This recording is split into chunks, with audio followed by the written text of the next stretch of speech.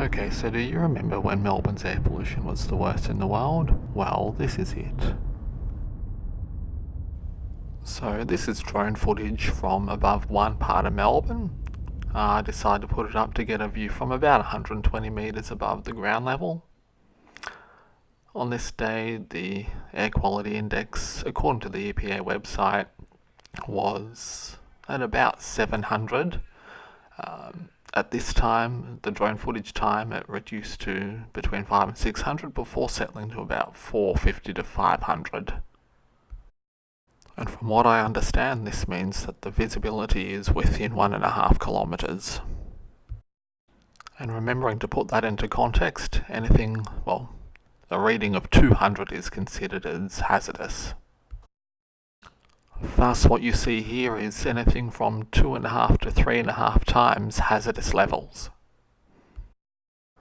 And for those of you that have either been living under a rock or had your head in the sand or been otherwise disappeared from the face of this earth, this smoke is due to the bushfires that are ravaging much of Australia, that have consumed, from some estimates, about 10 million hectares of land. Or more specifically, 10 million hectares of bush and grass. And of course, seeing this and seeing my country burning has obviously been heartbreaking.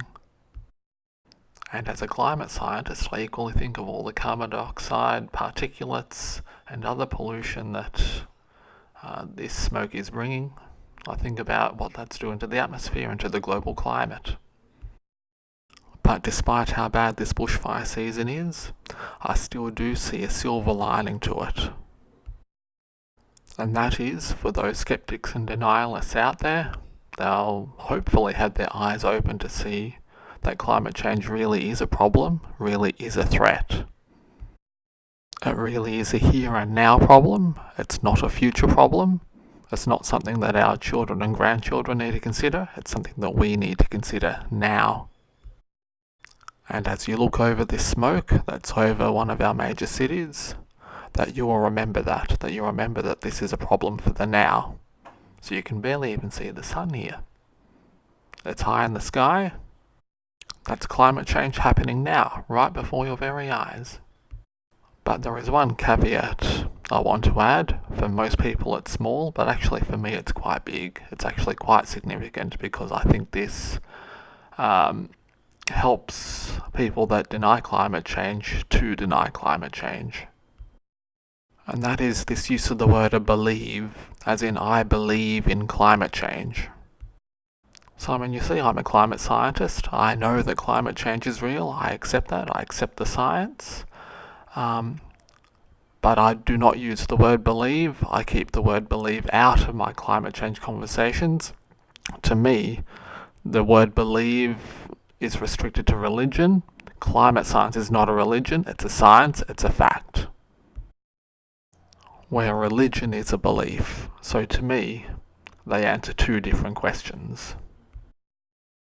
And yes, it's an important distinction because, as for me, I'm a climate scientist. I'm also a Christian. So I know that climate science is real, but at the same time I believe in Christianity. I believe in Jesus dying and rising from the dead. As a result, to say I believe in climate science turns climate science into a religion, and for many people, particularly those that deny climate science, that is threatening to them. So while for most people this is really just a small distinction, but this small distinction has turned into such a big problem, really a catastrophe, that you can see with all this smoke over Melbourne. And while this small use of language is not the only contributor as to why we've got these big bushfires and all this smoke, it is still one of the contributors, so I think it still deserves some attention, and hopefully what I say here will help in the climate debate. And so I hope this video helps religious people to see that climate change and dealing with climate change is not a threat to religion, but that it in fact is a Christian thing or a religious thing in general to help to try to solve this climate crisis. In the meantime, cough cough.